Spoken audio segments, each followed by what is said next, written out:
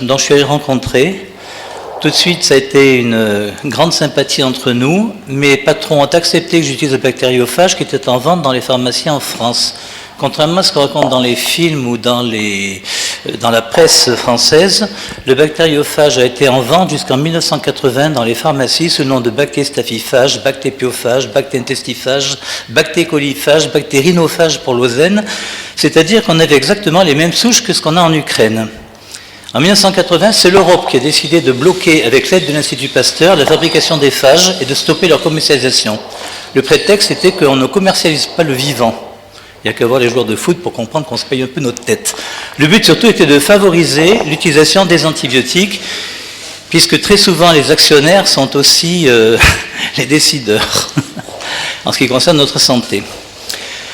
Alors le bactériophage, Régat Clémenceau était l'élève direct de Félix Dérel, et j'étais l'élève direct de Régat Clémenceau, c'est-à-dire de 1917 à 1945-50. Régat Clémenceau s'est occupé de soigner les patients qui se tourner vers cette thérapeutique, plutôt que prendre des antibiotiques ou carrément parfois après l'échec des antibiotiques. Et moi, je me suis retrouvé donc, après les échecs des antibiotiques, pour faire les soins par bactériophage. Dans ce film, par exemple, on a vu qu'il y a des recherches qui se font actuellement en Russie et aux Amériques, évidemment aux États-Unis, contre l'anthrax. Il y a 3 ans exactement, dans le cadavre d'un zèbre, donc vous faites les mots sur Internet, zèbre, phage, anthrax, on a isolé pour la première fois un énorme bactériophage, puisque la bactérie charbonneuse responsable de l'anthrax est assez grosse, il est presque visible à l'œil nu, et pourtant c'est un virus. Donc on a des phages, donc merci. On a des phages même contre l'anthrax actuellement. Alors, le bactériophage est un virus qui est 1000 fois plus petit, donc qu'une bactérie. Il est présent dans l'organisme de tout être vivant, les animaux, les végétaux et les humains. Donc, il y a un équilibre, en fait, ce n'est pas une guerre entre bactéries et virus comme dans ce film, c'est en fait comme un équilibre chimique. Vous avez une réaction dans un sens et une réaction dans l'autre sens. Le bactériophage arrive avec les premières tétées du nourrisson, ce qu'on appelle la tétée de bienvenue, et que je conseille vraiment à tous les êtres de faire, aussi bien pour les vétérinaires que pour les humains. Il va arriver dans les 3 premiers jours avec le colostrum. Il n'y a pas encore le calcium, donc l'estomac n'est pas encore acide. On va en voir l'importance tout à l'heure. Avec le colostrum va arriver ce qu'on appelle la flore intestinale. Des colibacilles, différentes bactéries qui vont ensemencer petit à petit le duodénum, le jéjunum, l'intestin grêle, et après la flore intestinale acidophile dans le côlon ascendant, protéodestructrice dans le côlon gauche. Et cette installation de flore va être verrouillée dès l'apparition du calcium, c'est-à-dire au 4e jour de la tétée. Le lait va apparaître, et à ce moment-là, en réponse à la présence de calcium, l'estomac va sécréter l'acide chlorhydrique. Or, le bactériophage est détruit par l'acidité. C'est pour ça qu'il est extrêmement important de tenir compte de ce premier facteur. L'acidité du sang normal, le pH du sang normal est à 7,3, 7,4, c'est légèrement alcalin. Quand vous avez un patient, il faut toujours vérifier qu'il soit en légère alcalose, surtout pas d'acidose. Si vous injectez une septicémie, un aspégique intraveineux ou une aspirine, en 6 heures, il peut être mort. On le tue en voulant faire tomber la température, alors qu'en fait, on acidifie son milieu, ce qui fait qu'on empêche ses moyens de défense véritables et naturels de détruire ces bactéries.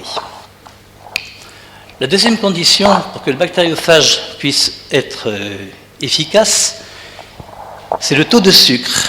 Dès que la glycémie dépasse 1,60, 1,70, on est après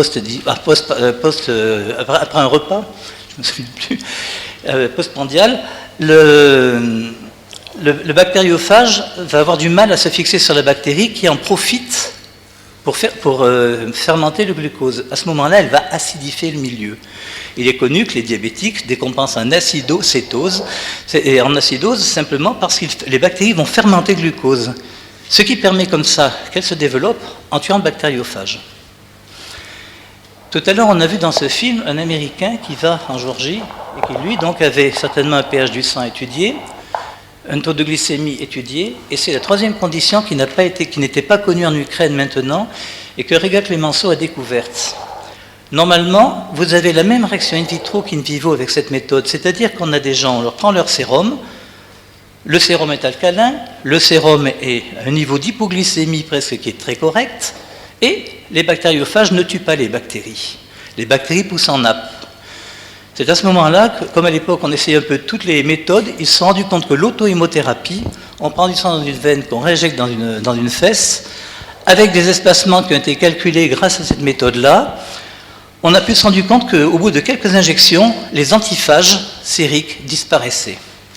Et à ce moment-là, on a 100% de guérison, c'est-à-dire qu'il y a 3 facteurs pour la phagothérapie: le pH sanguin, le taux de sucre, et n'hésitez pas, si vous avez des animaux ou des humains qui sont infectés, à les mettre en légère hypoglycémie permanente, parce qu'à ce moment-là, vous allez faciliter l'action du bactériophage. Alors, alcalinisation, on fait boire de l'eau de Vichy, de l'eau de Vittel, de l'eau de Badois, ou bien régime végétarien strict. On connaît bien que les vegans, par exemple, les végétariens stricts, qui ont un pH sanguin à 7-8, ne font pas d'infection bactérienne en général. Et donc, les antiphages qu'on peut éliminer par auto-hémothérapie.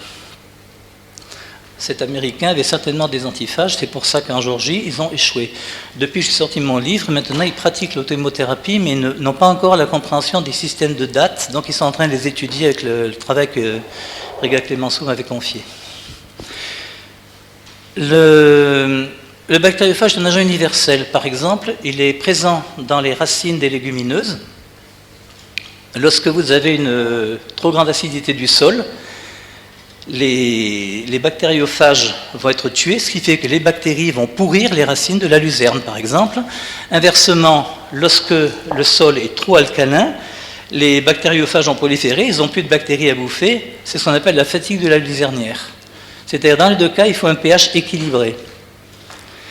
Et alors, au niveau des animaux, c'est la même chose. Alors, dans les travaux qui sont extrêmement intéressants, il y a des travaux sur le choléra qui ont été faits par Félix Derel en 1926 jusqu'en 1936 sur plusieurs millions d'individus dans les Indes anglaises à l'époque. Ils avaient des épidémies de choléra qui ravageaient des districts entiers au printemps et en automne. Alors, l'histoire du choléra est assez simple. Vous avez une personne qui voyage, elle amène avec elle le choléra. Elle arrive dans un village, elle va au puits prendre de l'eau. Et là-bas, le système d'hygiène est plutôt relatif. Les gens marchent pieds nus, ils vont chercher de l'eau autour du puits, et l'eau ruisselle sur leurs pieds. Puis au bout de quelques jours, cette eau infectée, parce que les gens faisaient leur déjection derrière les maisons, mais ils avaient les pieds en général imprégnés de déjection, le choléra va rentrer dans le puits. L'épidémie va se répandre, tous les gens qui vont boire cette eau, sauf ceux qui ont des bactériophages adaptés, vont tomber malades. Et à la fin, c'est les gens qui sont guéris qui vont aller chercher l'eau au puits pour ceux qui sont malades. Et ils amènent avec eux le bactériophage qui va rentrer à son tour dans le puits, ce qui fait que les épidémies de choléra durent en général 26 jours. Ce sont des épidémies sporadiques qui disparaissent aussi vite qu'elles sont arrivées. C'est uniquement un phénomène de bactériophagie dans le temps. Ce que Félix Derel a fait, il a isolé des selles de gens guéris des phages. C'est très simple, vous prenez l'eau des toilettes de ces personnes guéries, vous la filtrez sur un simple filtre, ça s'appelle une bougie Chamberlain numéro 12, ce qu'on connaît pour ceux qui ont vécu un petit peu en Afrique ou autre sous le nom de filtre Buron, c'est un filtre de porcelaine qui laisse passer les virus. Et à ce moment-là, ils mettaient ça dans le puits, et l'eau du puits était décontaminée, ce qui fait que de 26 jours d'épidémie, on n'avait plus que 6 jours. Et les cas sont devenus des cas sporadiques sur les vallées qui ont été testés, tandis qu'à côté, chaque été, il y avait 1500 morts, et en automne, 7000 morts, etc. Donc là, ça a été prouvé que c'est une méthode qui était effective, ce qu'on appelle donc une guérison naturelle. Le bactériophage est un agent qui est répandu partout. Alors, pour la peste, par exemple, les premières choses que l'on voit, ce sont les rats qui meurent dans les villes. Les rats, ils ont faim, ils viennent dans les villes parce qu'ils sont affamés, et ils meurent, ce qui est l'indice qu'ils ont une puce, la Xenopsylla chaeopis pour les vétérinaires, qui est porteuse donc du bacille pesteux, qui a été découvert par Yersin, et qu'on appelle Pasteurella pestis. Et donc, quand les rats vont survivre, ils sont porteurs dans leur intestin, évidemment, du phage. Donc, première chose à faire quand vous avez une épidémie de peste, capturer des rats, mettre en suspension leurs selles, filtrer et faire boire ça ou injecter dans les ganglions, si vous avez des bubons, vider le pus des ganglions, injecter la suspension. Et là, vous avez des guérisons. Je l'ai eu fait 3 fois, donc je sais de quoi je parle. Quand on demande sur un bateau de capturer des rats, ils vous prennent un peu pour un extraterrestre. J'ai travaillé sans frontières pendant à peu près une vingtaine d'années. Je me suis jamais servi d'antibiotiques, j'en avais pas là où j'étais. Voilà. Et actuellement, on a des épidémies de choléra, par exemple à Haïti. Il y a eu 500 et quelques morts il y a quelques années, alors qu'on avait largement de quoi envoyer de l'intestifage. Alors le bactériophage est détruit à 67 degrés. La poste ne chauffe pas les colis, donc on peut très bien faire importer des phages par la poste. Vous demandez à Tbilissi, vous en envoie. Moi j'ai des patients qui sont russes, des patients qui sont ukrainiens, etc. Ils m'en amènent et je les fournis gratuitement pour mes patients. Enfin mes patients, je ne travaille plus, je suis en retraite, mais bon, je donne des conseils et puis je donne les phages. Voilà, donc si un jour vous avez besoin, vous faites signe et puis je peux vous en faire envoyer. Le bactériophage donc est un agent qui est universel. Et évidemment, les méthodes que j'emploie quand je suis dans les pays étrangers, je n'ai pas de phage sous la main. Bien sûr, c'est pas au fin fond du désert ou de l'Amazonie qu'on va m'envoyer une ampoule de phage. Donc j'emploie ce qu'on appelle la guérison naturelle dirigée. Je commence par contrôler le taux de sucre des patients. Éventuellement, je les insuline. Deuxièmement, je contrôle leur pH, je les mets en régime le plus végétarien possible, je leur fais boire des eaux bicarbonatées, donc un peu de bicarbonate de soude, et je fais une autohémothérapie. Il n'est pas rare que vers la 4e ou 5e injection, on ait un pic de fièvre qui correspond à la destruction des bactéries. À ce moment-là, il faut beaucoup faire boire le patient, et il guérit en général. S'il y a plusieurs bactéries différentes, on aura 2 ou 3 pics de fièvre, mais ça disparaît. Alors, j'ai un site qui s'appelle bactériophage.info. Il y a la conférence qui sera peut-être un peu plus longue parce que je sais que je n'ai pas beaucoup de temps. Mais voilà, c'est simplement pour vous dire que c'est une thérapeutique qui est parfaitement au point. On n'a pas forcément besoin de phage et c'est pour ça que ça n'intéresse finalement aucun laboratoire de le produire.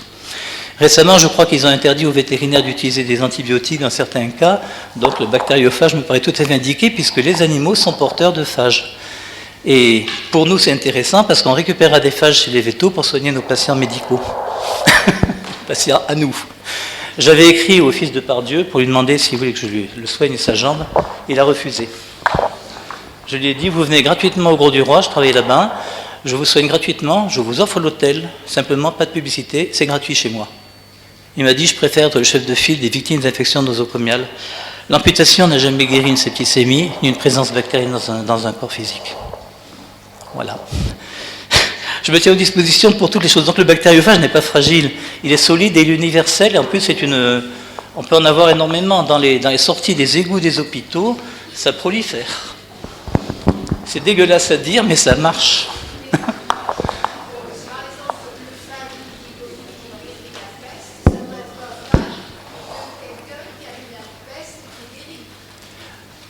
Non, c'est le rat qui guérit, c'est le même phage.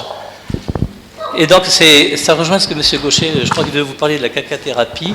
Ça fait partie des choses. Donc, sur la cacathérapie, vous savez, on en donne des petites boulettes de sel à avaler sur des donneurs sélectionnés, d'un peu d'hépatite, etc. Effectivement, c'est du bactériophage qu'on injecte. Oui, parce que si le docteur Rich est là, c'est qu'on a eu des entretiens depuis quelques mois, quelques années. Et en particulier, lorsque l'an dernier, donc, sur le journal Effervescence, on avait fait un dossier sur le transfert fécal, dans lequel je mettais toute ma plume, on va dire, sur le fait que les bactéries étaient l'objectif principal du transfert et que on partait d'un déficit de bactéries ou d'un déséquilibre bactérien et qu'en allant chercher chez quelqu'un de sain un nouvel équilibre fécal de bactéries fécales, on faisait parvenir un renouveau de santé. Et le docteur Rich m'a sonné les cloches en disant oh, elles sont bien gentilles tes bactéries, c'est bien elles qui font le boulot, qui font les vitamines, qui vont nous aider à la digestion, mais c'est pas forcément elles, lors du transfert fécal, qui amène la guérison. C'est l'ensemble des deux, c'est les phages plus les bactéries. Alors, bon, je termine rapidement. Donc, il est essentiel, évidemment, l'idéal, ce serait que les bactéries soient saines. Quand vous aimez manger, il faut que le plat soit appétissant. Quand une bactérie a subi des trentaines d'antibiotiques, c'est rare que le bactériophage se fixe dessus. C'est pour ça qu'on peut avoir aussi, il faut un certain temps avant de commencer le bactériophage.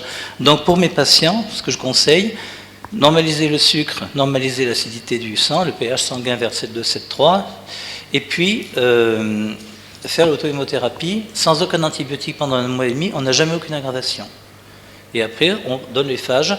Alors, le conseil, il faut savoir que l'estomac, le pylore et le cardiaque sont ouverts, et dès la première bouchée, le pylore va se fermer. Donc, je dis aux gens, vous prenez 1 cm3 d'une ampoule de bactériophage dans 2 cuillères à soupe d'eau de Vichy ou de Vittel, ou d'eau bicarbonatée. Vous mettez un petit peu sur le côté droit, de façon à ce que ça coule directement le long de la paroi gastrique, ça va dans le duodénum directement, le pylore se ferme, vous avez déjà amené des phages sur place, là où il faut. Voilà, c'est la technique. Le phage va être à ce moment-là véhiculé par le canal lymphatique, il va se jeter dans la veine thoracique, à ce moment-là, de là, ça va partir dans le corps entier. Donc, si vous voyez, c'est la cytine de Péquet qui fait comme une circulation.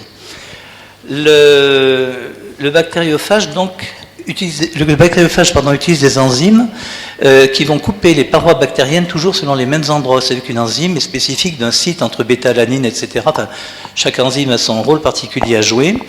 Et donc, la recherche actuelle cherche à isoler des enzymes de phage pour tuer les bactéries en coupant les parois bactériennes.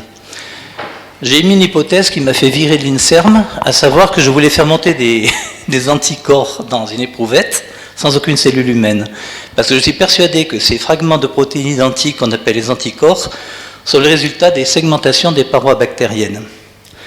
En 1955, Mechnikov voulait photographier un globule blanc et leucocyte en train d'avaler une bactérie. Puis la bactérie progressivement a été dissoute dans son cytoplasme. Il en a déduit ipso facto, ce qui lui a valu un prix Nobel, que le leucocyte digérait la bactérie. C'est pas vrai. On a exactement les mêmes photos sans globule blanc autour. À l'époque, en 1955, il n'y avait pas encore le microscope électronique. On photographie une bactérie, quand elle est dissoute par bactériophage, elle donne exactement les mêmes images. Par contre, si on prend une bactérie saine, indemne de tout bactériophage, et qu'on met en présence de leucocytes, le leucocyte est digéré par l'intérieur, ça devient un globule de pus, un pyocyte. Imaginez une vieille mamie qui monte dans un bus, aux parois transparentes, elle est cardiaque, elle fait une crise cardiaque dans le bus, on veut dire que c'est le bus qui a tué la mamie? Non. Pourtant, on fait cette erreur en ce qui concerne les globules blancs. La preuve en est sur le plan clinique. Quand une personne est infectée, ses anticorps montent, ses globules blancs montent. Plus ça monte, plus elle est gravement malade. Elle va mourir avec un taux incroyable d'anticorps et globules blancs, et vous à côté, vous êtes à son chevet, vous êtes en carence immunitaire selon les canons de l'immunologie. Donc on confond témoin d'infection avec moyen de défense. Et toute l'immunologie est à reprendre à l'envers, c'est-à-dire il y a des cellules balais, des voitures balais que sont les plasmocytes, ils ne sécrètent pas les anticorps, ils les ramassent, ils nettoient le sang. Donc si vous voulez, il y a tout un travail qui est à faire, qui est bien sûr refusé par les tenants officiels, les dogmaticiens de l'immunologie. Et parce qu'on refuse de parler de bactériophage dans les facultés, alors j'ai eu je ne sais combien de procès avec le Conseil de l'Ordre, j'ai tout gagné. Le dernier, ils ont porté plainte contre mon père qui est décédé il y a 10 ans. L'an dernier, ils ont porté plainte contre mon père qui exerçait légalement la médecine dans l'appartement. Il a fallu que ma mère, qui vient de décéder juste maintenant, se déplace à la gendarmerie avec un certificat de décès.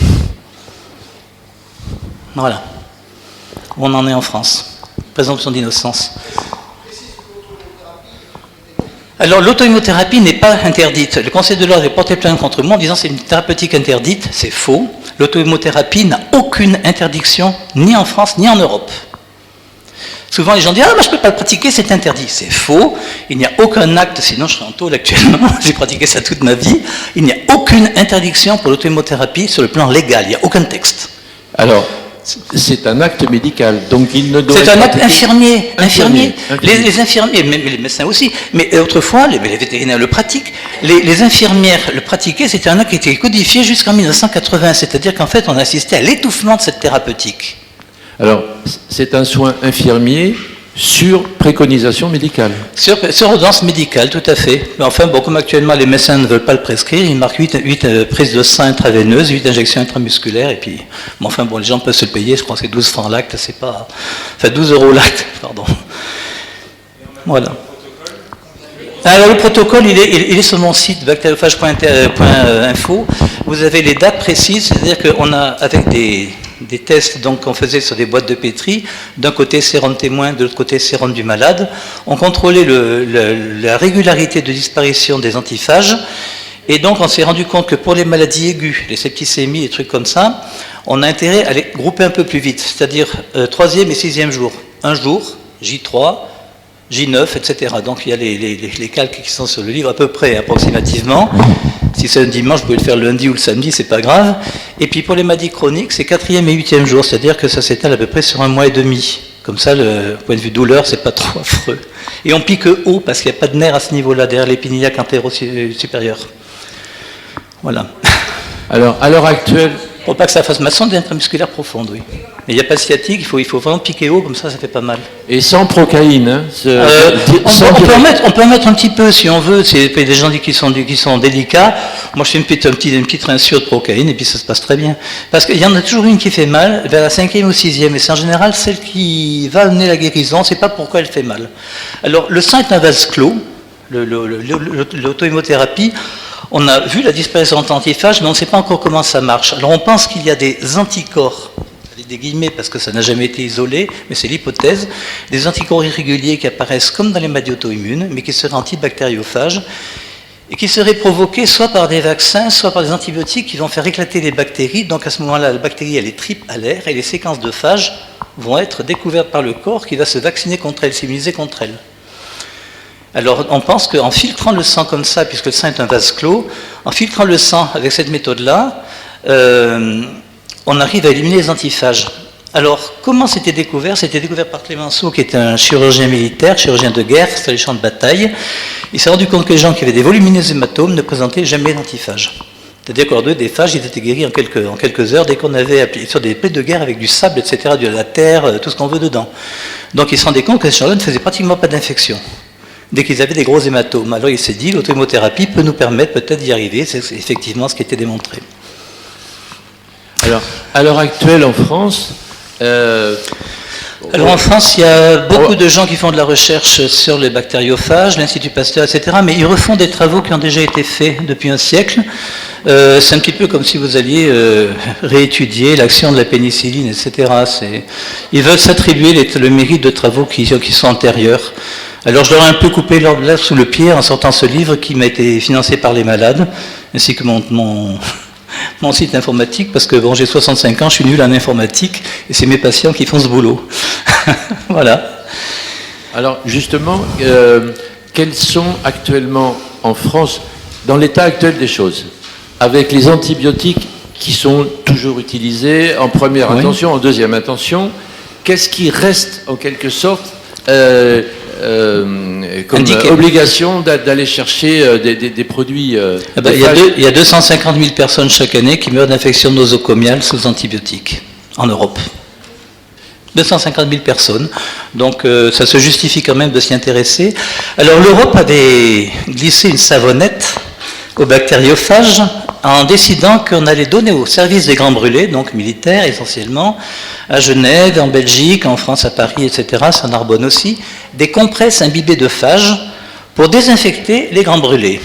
Alors ça, c'est une jolie savonnette parce que les grands brûlés, on les met dans un bain de sérum phi avec des glucosés, et en plus, on les met sous aspirine pour qu'il n'y ait pas de coagulation. Donc, autrement dit, c'était assuré que ça n'allait pas marcher, on allait dire les PDS se foutent de notre gueule, ça ne marche pas, etc. Manque de bol, mon livre sortait, je l'ai envoyé à tous les centres de recherche et à tous les centres de grands brûlés. J'ai reçu des lettres de remerciements que vous verrez sur mon site. Maintenant, c'est que ça marche. Donc, ils sont obligés de remettre en question. Actuellement, il y a une usine de production de phages qui s'est créée en Bretagne. On commence à voir phage S, je ne sais pas comment ça s'appelle, pour désinfecter les mains dans les hôpitaux, à la place des trucs à base d'alcool. L'alcool étant une fermentation bactérienne, on se demande comment ça pourrait tuer les bactéries, mais enfin bon, peut-être que ça en hybolise quelques-unes. Voilà, donc si vous voulez, le bactériophage est une chose d'avenir, et c'est une thérapeutique qui est peu coûteuse, qui est, on pourrait dire, universelle, qu'on peut utiliser aussi bien pour les vétérinaires que pour les humains, et qui, vu qu'elle ne rapporte rien, n'intéresse pas du tout les investisseurs. Alors, il y a autre chose aussi qui n'est pas présent dans le film. On commence à travailler en Géorgie sur des lyophilisas, c'est-à-dire qu'on a des poudres de bactériophages qu'on pourra mettre dans les plaies ou même dans une enveloppe si on veut enlever des phages quand ils interdiront les ampoules. Alors actuellement, ils commencent à bloquer un petit peu les colis sur la douane, mais c'est pas compliqué. Si vous êtes des amis russes ou des gens qui vont en vacances en Russie, en pharmacie, ils demandent des phages et puis on leur donne. Il y a eu un débat public à Montpellier cette semaine sur justement le thème, c'était les virus, ses ennemis d'hier, ses amis de demain ou d'aujourd'hui. Et alors, bon, c'était pas terrible comme débat parce que c'était animé par un pasteurien convaincu de beaucoup de choses qui n'étaient pas forcément justes. Mais Oui, à la fin, oui. question piège, alors qu'est-ce qu'on fait avec les phages aujourd'hui en France ? Et donc il a été dit qu'il y avait certaines startups qui s'intéressaient aujourd'hui et qui développaient aujourd'hui des phages en milieu donc, agricole et vétérinaire. Moi j'avais entendu parler de l'indication par exemple pour stériliser les fromages de la Oui, mais listeria. ça se fait. Listeria, ça c'est déjà des choses... Ça se fait même pour l'importation. Les Américains reçoivent des camemberts qui sont stérilisés au bactériophages. Résultat, ils n'ont plus cette couleur rose caractéristique de la listeria sur leur Ou les poulets avec les salmonelloses, donc salmonellose de surface, donc pour désinfecter les poulets. Bon, il y a toutes ces applications-là qui démarrent. Si, je pense qu'il y a de l'argent à faire, mais il faut qu'ils se... C'est pas suffisant. C'est beaucoup moins cher, ça rapporte beaucoup moins qu'une molécule antibiotique. Certainement. Il faut savoir qu'une boîte de phage, ça coûte quelque chose comme 3 € quoi, actuellement, et ça a monté, ça a triplé par rapport à avant. Et en plus, elles ne sont pas nécessaires. La guérison naturelle des légers en est la preuve. Il suffit de redonner à votre organisme, parce que tant qu'on a vivant, on a des phages. Alors les phages ne sont pas au départ spécifiques, ils sont polyvalents. Avec la nymphe, ils vont arriver au contact d'un staphylo qui est par exemple sous votre peau. Ils vont se fixer dessus, et le premier phage qui va détruire le staphylocoque va peut-être mettre à peu près 36 heures pour le détruire. La bactérie va exploser, il va se fixer de préférence sur d'autres staphylocoques, parce qu'il a goûté ça, il a trouvé ça bon, il va recommencer. Et là, la deuxième lise va se passer à peu près en 16 heures, puis après en 8 heures, puis après en 3 heures. Et c'est pour ça que les infections qu'on ne traite pas, infections bactériennes bénignes, comme on dit, se guérissent en 3 à 4 jours. C'est uniquement une question de liste bactérienne. La pneumo-infection tuberculeuse, c'est le professeur Penso qui a isolé le premier, un bactériophage qui était fixé sur une mycobactérie tuberculeuse. À l'époque, on appelait ça mycobactérie parce qu'on ne savait pas si c'était un champignon ou une bactérie. Le fait qu'il y ait un bactériophage qui se fixe dessus, que la bactérie explose en libérant des phages, a prouvé définitivement que c'était une bactérie, le BK, et non pas une mycobactérie. La même chose pour la lèpre.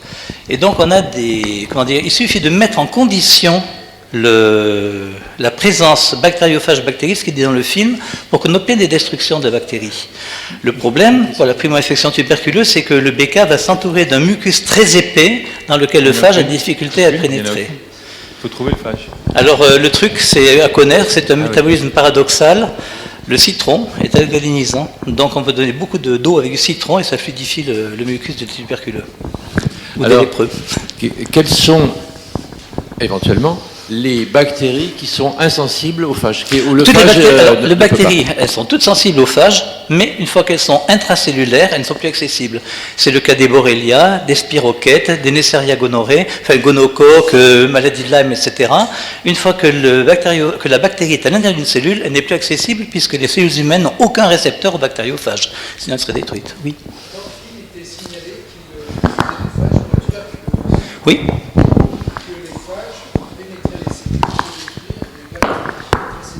Non, c'est une erreur. On est en train d'isoler des enzymes qui permettraient aux phages de pénétrer. Mais pour l'instant, on est encore au balbutiement de cette technique. Est-ce que vous pourriez nous commenter une pratique que j'ai relevée chez des éleveurs, lorsqu'il existe un foyer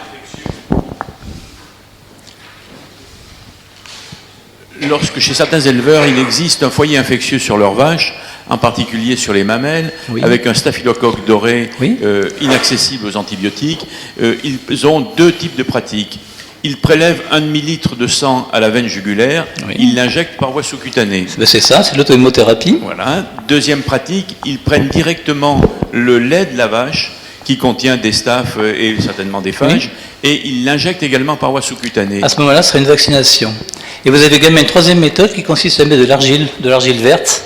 Et là, c'est du bactériophage pur qu'il y a dedans, l'argile en général. Voilà. Et alors, cette argile verte qu'on utilise très fréquemment... Il faut qu'elle ne soit pas stérilisée, sinon ça ne marche pas. Oui, tout à fait. Ni irradiée. Ni irradiée.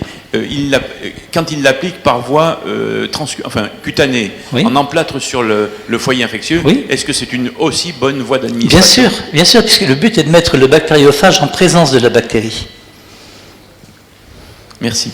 Et la difficulté qu'on a actuellement avec les chirurgiens qui opèrent des ostéites, c'est qu'ils mettent des antibiotiques dans la plaie quand ils cousent, ils mettent une ampoule de bactériophage. J'ai actuellement 2 chirurgiens qui travaillent avec moi pour des patients qu'on doit amputer. Ils ont conservé leurs jambes. Alors tout à l'heure, on parlait, pour ce film toujours, des gens qui ont des ostéites avec une perte osseuse. Alors il faut savoir que pendant que vous faites l'autohémothérapie, vous pouvez coupler avec un truc qui marche remarquablement bien pour reconstituer l'os. Ça s'appelle de la poudre de perle. Alors moi je le fais chez Oronalia, c'est une méthode chinoise. Je l'emploie chez Oronalia, puisque c'est un laboratoire qui, était le premier à le faire en Europe. Oronalia, donc poudre de perle, ça va reminéraliser. Alors je m'en sers pour les délétions osseuses, pour les métastases cancéreuses des os. On a très rapidement une sédation des douleurs. Parce que le silicium qui est dedans va se fixer à la place du calcium de façon irréversible dans l'os. Donc on a la consolidation osseuse pour les ostéoporoses, pour les fractures, pour les séquelles post-fracturaires, les ostéites et les métastases. Donc ça c'est important parce que j'ai beaucoup de patients qui ont des clous centromédulaires qui sont sur 10 cm de délétion osseuse. Au bout de 6 mois, ils ont eu l'autohémothérapie, les phages, on leur enlève le truc, on met du phage dans la plaie, ils remarchent. Et pour les bactéries qui sont empéguées dans des films bactériens, est-ce que les phages arrivent à les... Oui, les biofilms, oui, tout à fait. Mais là, le biofilm, en général, on peut le diluer avec des solutions comme de l'huile d'olive ou du miel ou des choses comme ça. Donc le biofilm, en fait, c'est un film que les bactéries mettent comme défense pour empêcher le bactériophage d'arriver. Donc il faut trouver un petit système pour le détruire. Il y a plusieurs systèmes. Il faut leur mettre un liquide légèrement lipidique ou lipoprotéique comme du miel qui est... Miel de thym, c'est parfait, c'est pour ça qu'il a un effet anti-infectieux aussi. Alors, ça serait une explication aussi des effets du miel oui. Pour les plaies, pour les Bien sûr, parce que le miel est très riche en bactériophages. Ah. C'est une déjection de l'abeille, elle est porteuse de phages. Tous les insectes, tous les animaux sont porteurs de phages. La première fois que Félix Derel a découvert le bactériophage, c'était chez les sauterelles. Il s'est rendu compte que certaines sauterelles mouraient de dysenterie, c'était le Coccidium acridium derel, ça s'appelle. Et ce Coccidium derel, il l'a cultivé, il s'est arrangé pour qu'il soit résistant, enfin, donc pour que des criquets puissent absorber ces trucs, il a ensemencé un champ avec, et tous les vols de sauterelles sont allés atterrir sur ce champ, voyant qu'il y avait d'autres criquets et que le champ était vert, ils se sont précipités. L'Afrique a été débarrassée des vols de criquets pendant plus de 50 ans. Il avait proposé à la ville de Paris d'enlever tous les rats de cette façon-là. Comme il demandait 120 000 francs or, la ville de Paris a refusé. Maintenant, il s'en mord les doigts. Mais sa méthode est assez facile à trouver. Il suffit de trouver une maladie du rat, une maladie contagieuse du rat, et de supprimer les phages correspondants pendant quelques temps. Ou d'acidifier les rats en leur faisant manger beaucoup de sucre. En même temps, on leur met de la pâtisserie et des bactéries. Oui.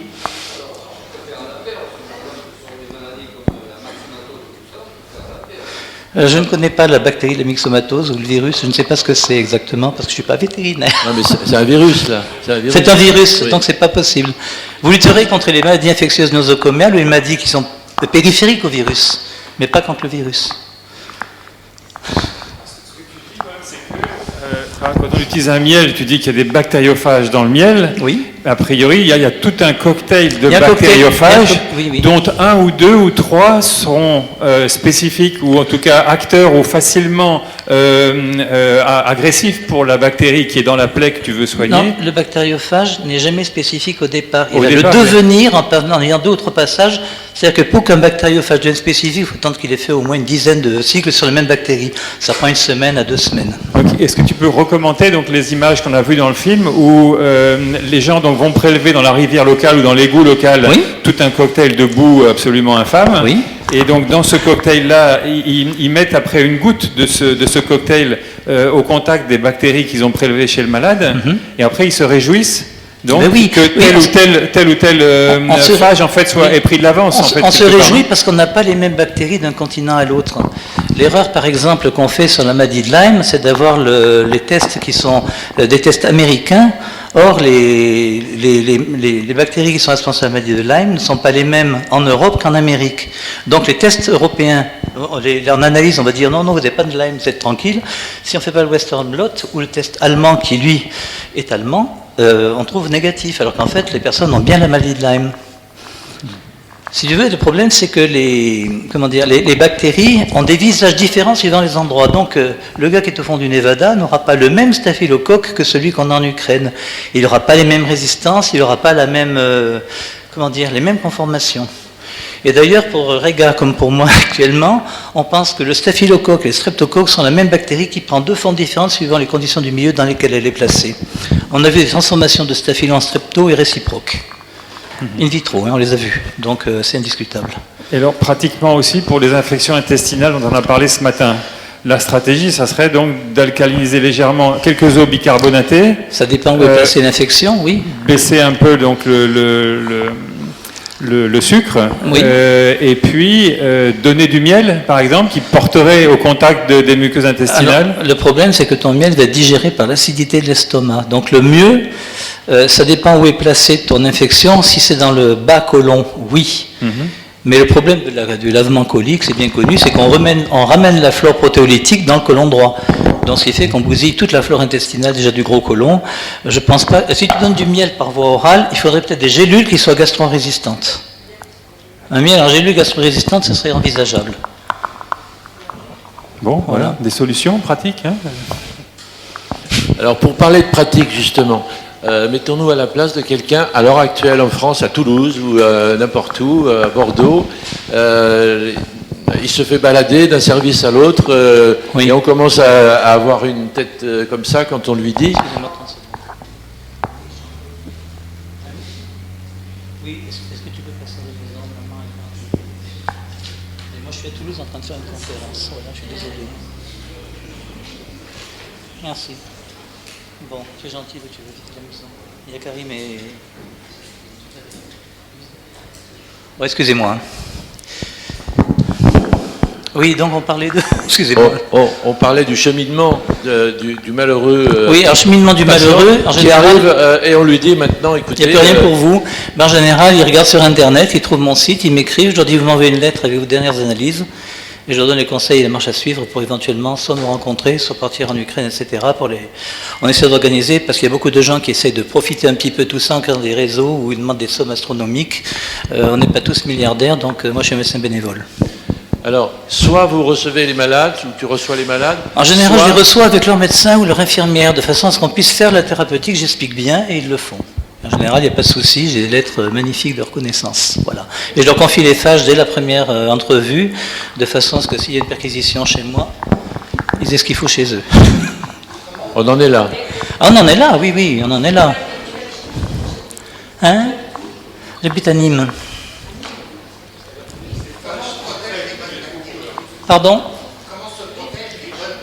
Les bonnes bactéries, elles vivent en symbiose avec le bactériophage dans l'intestin. Les colibacilles, en particulier non pathogènes, vivent en symbiose avec c'est un facteur limitant, comme je vous expliquais tout à l'heure. Il y a une réaction dans un sens, une réaction dans l'autre. Elles vivent en harmonie avec le phage. Ce sont les bactéries pathogènes, la nature est extrêmement bien faite à ce niveau-là. Les bactéries étrangères qui vont nous envahir vont être détruites. Et quand elles ont un seuil de tolérance qui est dépassé, à ce moment-là, on tombe malade. Et ce qu'il faut, c'est ramener au seuil antérieur l'organisme pour qu'il guérisse.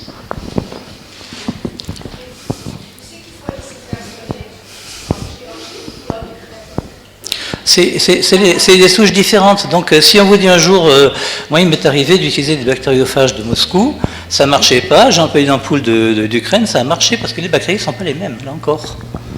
Donc, il faut essayer des cocktails différents. Mais on peut y arriver. Parce que la démarche, c'est de savoir quelle est la souche du malade, de sa maladie. Il faut que j'ai le pH urinaire, alors non pas le pH urinaire qu'on fait en laboratoire, c'est-à-dire vous faites vos urines, elles sont refroidies, elles ont ce qu'on appelle la fermentation ammoniacale qui a joué, vous avez donc toujours les urines alcalines. Et plus c'est infecté, plus ça vire vite à l'alcalinisation. Ce qui fait qu'on va faire la bêtise numéro 1, de donner des alcalinisants, des acidifiants urinaires. Puis comme ça ne marche pas, puisque le Pipram et compagnie, ça ne marchait pas, à ce moment-là, on va donner des antibiotiques. Or, pratiquement tous les antibiotiques sont des bases diffusibles. Pénicillamine, c'est une pénicilline base, etc. Et toutes ces bases diffusibles vont en fait permettre aux bactériophages de se fixer. Donc c'est parfois, au départ, les premiers antibiotiques étaient relativement utiles parce qu'ils permettaient la diffusion plus facile des bactériophages à l'intérieur des tissus, en alcalinisant bien le milieu localement, puisque le milieu inflammatoire est mieux irrigué que le milieu non enflammé. Il y a de l'œdème. Voilà. Donc je reprends la démarche, c'est ce qui est le plus utile, c'est de connaître l'état du malade, c'est-à-dire son statut. Donc le bilan sanguin, l'hémoglobine glyquée et la glycémie. L'hémoglobine glyquée, l'hémoglobine des globules rouges va enregistrer les variations de sucre sur 11 à 12 jours. Donc ça permet de savoir si à un moment donné, la personne a eu un chiffre élevé de sucre. Parce que souvent, vous prélevez du sang d'un diabétique, il passe de 6 grammes à 0,25, vous êtes à 1 gramme, vous dites qu'il n'a pas de diabète. Il faut vraiment l'hémoglobine glyquée à côté. Donc, hémoglobine glyquée et glycémie, numération formule sanguine pour voir où en est le patient au point de vue globule blanc, sachant que plus c'est élevé, plus c'est urgent d'agir. Ça vous permettra de savoir s'il faut faire votre auto-hémothérapie 6e et 8e, 7e et 3e et 6e, ou 6e et 4e et 8e, pardon. Est-ce qu'il est intéressant de savoir quels antibiotiques il a eu avant, ou on s'en fout? Non, on s'en tamponne. On s'en tamponne. Le principal, c'est qu'il les arrête pendant 1 mois et demi et qu'on commence le traitement tout de suite, alcalinisation, régime plutôt végétarien, pas de viande rouge, pas de sucre. Moi, je dis aux gens, vous allez voir un diabétologue, vous faites prescrire un régime comme pour un diabétique. D'accord. Et il arrive parfois que ça marche déjà tout seul. Alors, concernant le germe qui est visé dans l'histoire, celui qui est insensible, celui qui alors, ce germe qui est insensible, l'auto-hémothérapie accomplit ce miracle qu'en 1 mois et demi, vous avez votre germe qui redevient sensible à tout. Ce qui montre bien que ce qu'on appelle la résistance des bactéries, ce sont mes conditions de milieu. C'est aussi pour ça que les thérapeutes ne m'aiment pas, c'est qu'on peut le prouver, on a nos analyses qui montrent que la bactérie est résistante à tout, 1 mois et demi d'auto-hémothérapie, elle est sensible à tout. Donc, à ce moment-là, elle devient sensible également aux bactériophages.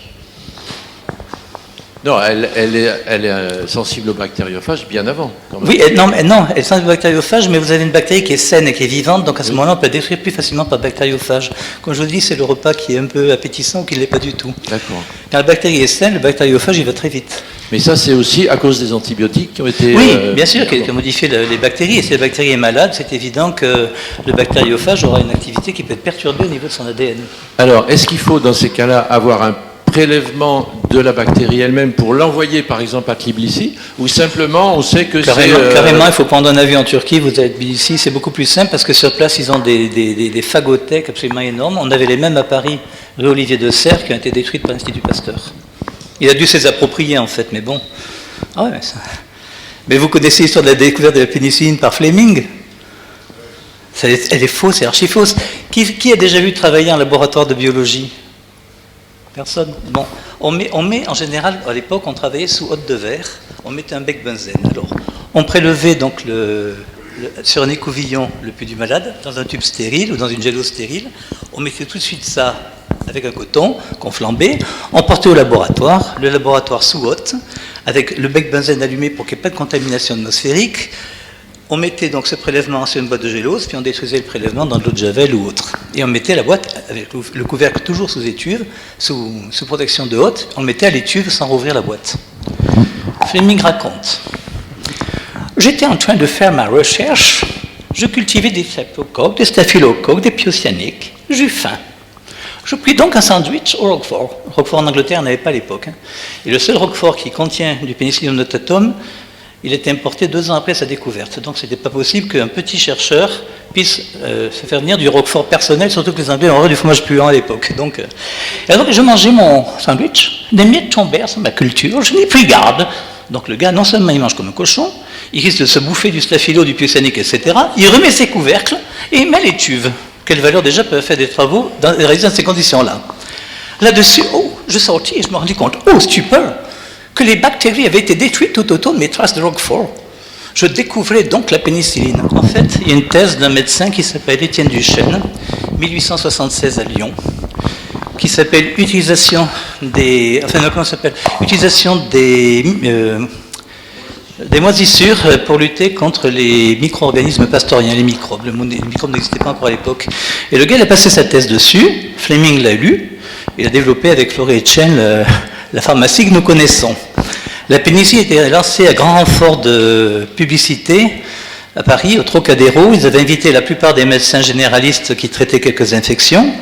À l'époque, on faisait prendre le jus de pénicilline à des patients, on récupérait leurs urines, qu'on faisait bouillir pour récupérer la poudre blanche qui, bien sûr, peut être repiquée indéfiniment. On récupérait donc la pénicilline ainsi. C'est pas appétissant, mais on faisait déjà les phages, alors la pénicilline n'a pas eu des heures de gloire à ce moment-là, et c'était distribué, quelques gélules avec des tablettes de chocolat. Voilà comment a été lancée la pénicilline, et voilà la découverte qu'on nous raconte et à qui on donne des prix Nobel. Tous les espoirs sont permis. Tout à l'heure, on parle de l'Institut Pasteur et de Dérel.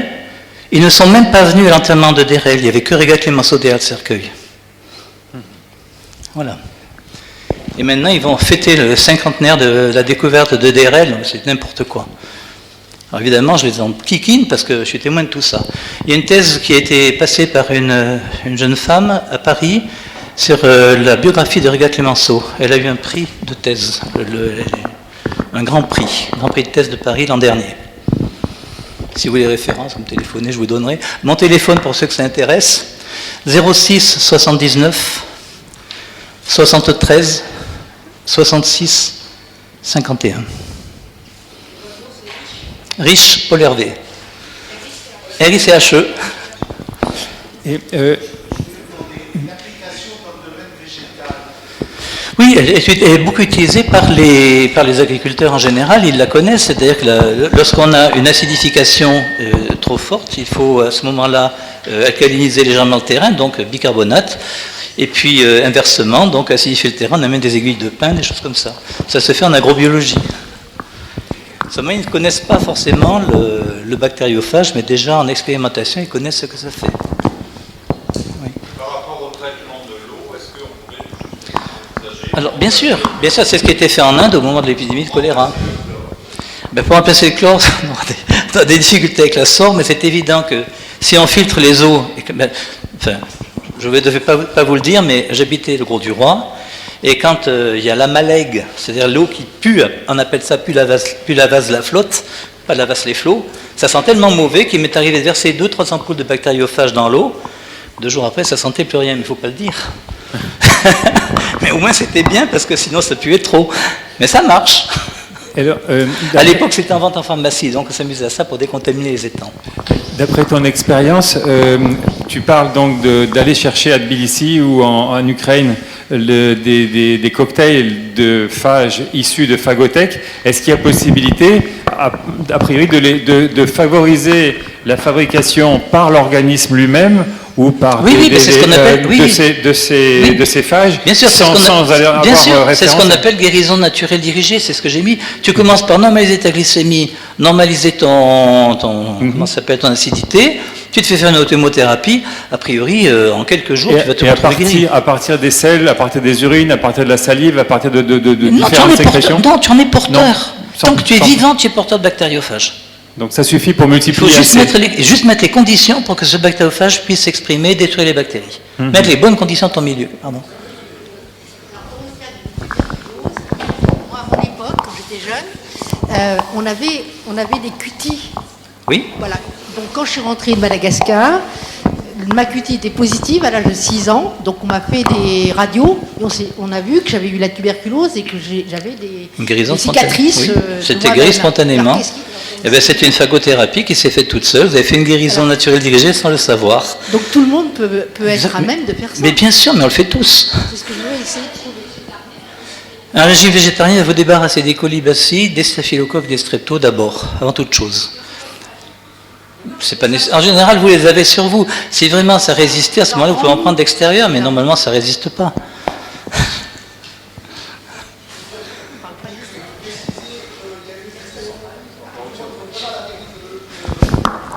Ah, l'auto-hémothérapie ? Oui.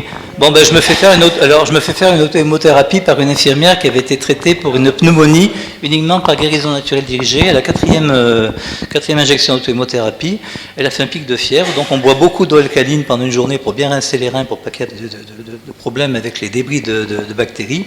Et elle va très bien, donc elle a accepté de me le faire. Donc, comme ça, on a fait l'auto-hémothérapie devant les caméras. Oui.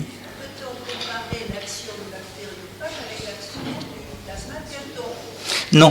Le problème est surtout que, bon, je connais bien le fils Louis-Charles Quinton, qui n'est même pas au courant de ce qu'on commercialise actuellement en Europe. Il vient d'Angleterre et il est un peu loin de tout ça. Le plasma de Quinton n'était pas stérilisé. Or, actuellement, il le stérilise, donc vous n'aurez plus pratiquement que de l'eau de mer banale, mais dévitalisée. Alors, ce qui fait que le plasma de Quinton va amener certes des oligo-éléments, va amener peut-être des choses qui vont rectifier l'équilibre plasmatique, mais il n'y a plus de phage dedans. Dans les ampoules qu'on a actuellement, il n'y en a pas. Avant, il y en avait.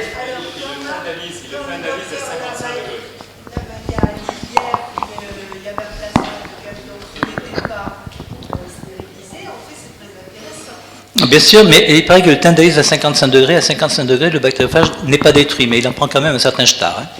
Mais enfin, bon, il y a quelques espèces qui peuvent survivre là-dedans. 67 degrés. Non, la fièvre traduit la présence des débris bactériens, des petits anticorps, entre guillemets, qui vont frotter le plancher du 4e ventricule cérébral, ce qu'on appelle les pyrogènes, et ça fait monter la température. C'est un symptôme du conflit bactériophage-bactérie. Ce n'est pas un moyen de défense. Par contre, il faut savoir que cette fièvre va limiter la prolifération virale. Dès qu'on atteint une certaine température à l'intérieur du corps, ça limite la prolifération virale. Ça ne le tue pas, mais ça va limiter sa prolifération. C'est un équilibre, toujours pareil.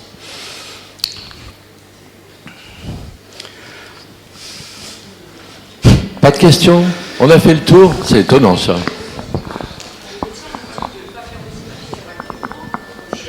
Ben, moi, je conseille de faire baisser la température quand on a un enfant qui risque de convulser ou que c'est inconfortable.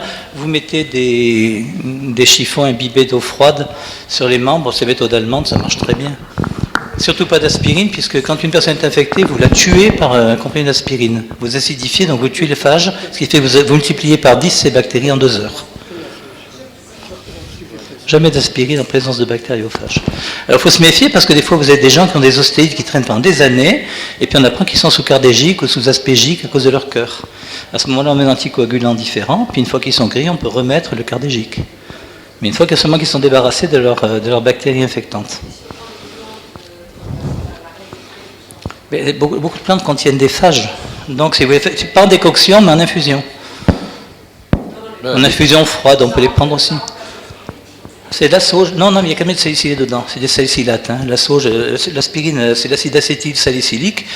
Elle a été découverte à Montpellier par un médecin qui avait un vieux père rhumatisant et qui disait toujours c'est bien la peine d'avoir un fils qui est médecin et tu peux pas me soigner tellement j'ai mal aux articulations. Et alors il n'avait rien d'autre sur lui. Il était assez pauvre. À l'époque, on utilisait de l'encre et du sable pour sécher l'encre. Et lui, il prenait les écorces des saules. Ça faisait un petit côté rouge qui était joli pour l'encre. Et son père l'embêtait, il a mis l'écorce de saule en poudre, un peu de vinaigre pour donner un goût un peu spécial, de l'eau, puis il a donné ça à boire à son père. 2 heures après, son père a dit « Mais j'ai plus mal, qu'est-ce que tu m'as donné ?» C'était la première découverte de l'acide acétyl, donc vinaigre, salicylique, le saule. Et qui a été synthétisé heureusement par Ron Poulenc, sinon on n'en aurait plus du tout, on n'aurait plus de saule dans le monde. Voilà. Oui. Il n'y en a pas. Il n'y en a pas. J'ai utilisé des phages chez des patients qui étaient en bout de course et qui sont revenus dans la course. Il n'y a pas eu de souci. Il n'y a pas eu de souci puisque le seul truc à faire, c'est que quand la personne présente un pic de fièvre élevé, vous donnez à boire de l'eau bicarbonatée de façon à bien drainer les reins. Ça, c'est le plus important. Mais j'ai jamais eu d'effets secondaires négatifs. Il est présent dans le corps humain, donc il ne peut pas apporter d'effets négatifs au corps humain, en fait. Simplement, c'est l'excès de destruction des bactéries, donc bien faire travailler les reins, faire boire au moins 2 litres d'eau bicarbonatée dans la journée, Vichy, Vitel, Badois, ou avec du bicarbonate. Je n'aime pas l'eau avec le bicarbonate parce qu'on ne dose pas exactement et on a des risques d'hypertension. Donc il vaut mieux prendre une eau bicarbonatée comme Vitel, Vichy, Badois, et puis n'importe laquelle fera l'affaire. Et oui. Tu nous as dit qu'on avait en fait on est porteur de oui, qui est polyvalent et qui donc à chaque digestion va remonter par le canal thoracique pour être dévidé dans la circulation générale. C'est-à-dire que dans la circulation générale, on a des phages en permanence. Un stock de phages plurivalent. Polyvalent. Il va arriver un staphylocoque sur un moustique qui te pique, il va y avoir une petite boule d'œdème, et avec cet œdème, des phages qui arrivent. Éventuellement, si c'est déjà un peu infecté, des leucocytes qui vont faire leur gymnastique de diapédèse pour essayer d'éliminer donc les résidus du conflit. Alors, est-ce qu'il y a des moyens... Alors, normalement, on a le stock, on a tout ce qu'il faut. Normalement, oui. Sinon, on serait mort. Est-ce qu'il y a des régimes alimentaires ou des exercices particuliers pour aller chercher des phages en plus? Alors, des phages besoin, en plus. Non, parce que tu n'auras pas en plus, tu auras un équilibre qui se fera de toute façon, l'équilibre optimal. Le mieux, c'est quand tu veux éliminer donc tes problèmes d'encombrement intestinal, tu manges le moins possible de viandes rouges qui sont acidifiantes, donc les viandes blanches sont acceptées. Le moins possible de farine blanche, prendre du complet chaque fois qu'on a l'occasion. Manger beaucoup de légumes racines parce que c'est bourré de phages. les radis noirs, les trucs comme ça, etc. Mangez beaucoup de... Alors les fruits, il faut s'en méfier, surtout pas de bananes, parce que les bananes, ça encrasse l'organisme, c'est de l'amidon et de l'huile. C'est un poison, la banane. Alors permettez-vous 1 ou 2 bananes par mois, pas plus, pour les protéines. Pour ce qui concerne les aliments fermentés, Pas de problème. ils amènent des phages. Ils amènent des phages, et puis d'autres, par exemple la choucroute amène des vitamines U, etc. La choucroute, c'est un balai intestinal. Alors l'intérêt de la choucroute, c'est de savoir qu'elle va balayer votre intestin, et elle va amener de la vitamine U, de son nom parce qu'elle ferme les ulcères. Elle va amener des levures qui sont tout à fait compatibles avec le bactériophage. La choucroute cuite bio, hein, on parle bien de la même chose. Et les déportés qui étaient en Allemagne, qui ont pris le train pour arriver à Toulouse, ils ont commencé à se jeter sur le foie gras, etc. Ils sont morts en quelques jours. Ceux qui sont passés par l'Alsace, ils ont bien résisté. Pourquoi? Parce que les toxines intestinales des jeûnes, etc., ont été balayées par la choucroute. Ceux qui sont arrivés ici, ils ont résorbé leurs toxines. Quand Gandhi faisait des jeûnes, c'est les travaux de... Comment il s'appelait déjà? Enfin, je ne sais plus. Quand Gandhi faisait des jeûnes, il se faisait faire des lavements et il bouffait de la choucroute, pas la charcuterie évidemment, mais seulement le chou. Et ça lui permettait de résister, de récupérer après ses jeûnes. Tout ça parce qu'il faut enlever les toxines intestinales quand quelqu'un a jeûné longtemps.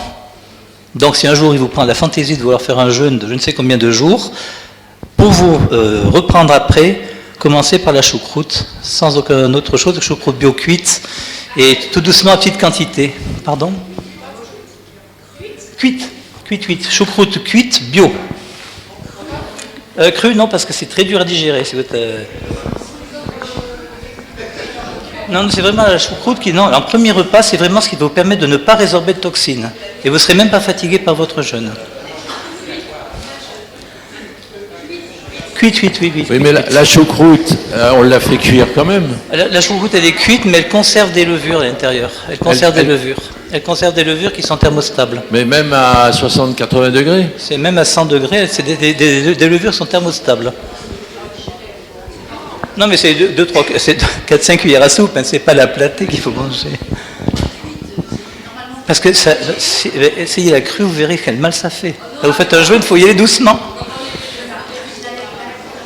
Oui, mais si vous faites un jeûne, c'est comme quand on marche pieds nus tous les jours, on a de la corne sous les pieds. Si vous faites un jeûne, très rapidement votre intestin va être à vif, avec les toxines qu'il va résorber. Méfiez-vous parce que ça vous avez très mal au ventre si vous prenez la choucroute crue. C'est pour ça qu'on dit d'apprendre cuite au départ, et après 4 ou 5 jours, vous pouvez très bien recommencer.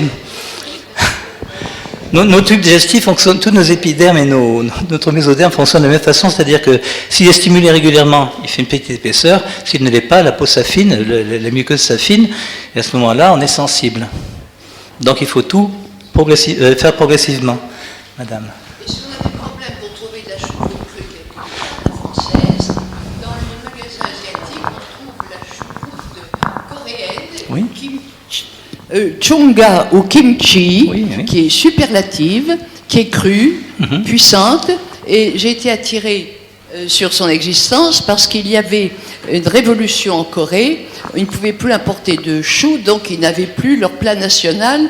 Le kimchi, je me suis dit ça doit pas être mal. Donc j'ai fait l'enquête, j'ai découvert, c'est superbe. On l'entretient en ajoutant des légumes frais, et ça fait une semence qui se proroge pendant un certain nombre de semaines, et puis on recommence. Oui, tout à fait. Alors bien évidemment, il ne faut pas d'antibiotiques en même temps qu'on traite... Alors c'est à souhaiter, si vraiment vous avez un cas de septicémie désespéré et que le médecin vous dit « Ah, mais j'ai quand même envie de mettre un antibiotique », à la limite, moi je laisse faire, à condition que ce soit une pénicilline ou un truc comme ça, parce que tous les antibiotiques basiques, ceux du début, avant les molécules modernes qui tuent plus de gens qu'ils n'en guérissent, les molécules du début, c'est-à-dire streptomycine, etc., tout ce qui est mycine, ce qui est alcalinisant, ça ne me gêne pas. Je ne les aime pas, si on peut s'en passer, c'est bien, mais si le médecin, pour sa sécurité, veut qu'il y ait une pénicilline, dites-lui OK. Oui, mais il faut quand même des bactéries en bonne santé. D'ailleurs, elles le sont. Oui, mais comme je l'ai dit, ces bactéries sont des bases, ces antibiotiques sont des bases diffusibles, donc elles favorisent plutôt l'action du bactériophage. Je ne pense pas que les pénicillines par elles-mêmes tuent beaucoup de bactéries, puisque quand on fait des antibiogrammes, en général, c'est soi-disant résistant, mais en fait, c'est pas une résistance, simplement que il n'y a pas le bactériophage pour détruire les bactéries. Il y a beaucoup de gens qui prennent des compléments alimentaires, qui prennent des huiles essentielles, qui prennent des choses parce que justement la médecine traditionnelle patine, Oui. et donc ils se débrouillent tout seuls, que ci, que ça. Alors les choses à ne pas faire. Alors, les huiles essentielles, ça a du bon et du mauvais. C'est un double visage. Si vous faites une huile essentielle locale, sur une plaie locale, etc., ça va brûler les tissus, ça va détruire les bactéries, certes. Mais le problème, c'est que ça détruit aussi le bactériophage. Donc, on risque de pérenniser une plaie, sauf si c'est une petite plaie, auquel cas le fait d'avoir simplement détergé va être suffisant. Par contre, les huiles essentielles par voie générale, si vous avez une grosse infection, je ne conseillerais pas.